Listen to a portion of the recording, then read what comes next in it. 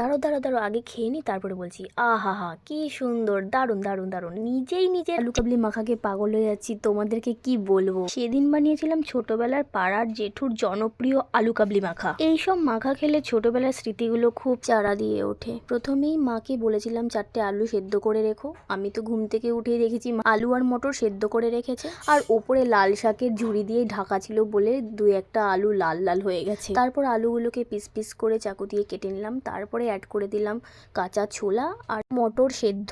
তারপর চপারে চপ করে নিয়েছি একটা গোটা পেঁয়াজ আর লঙ্কা।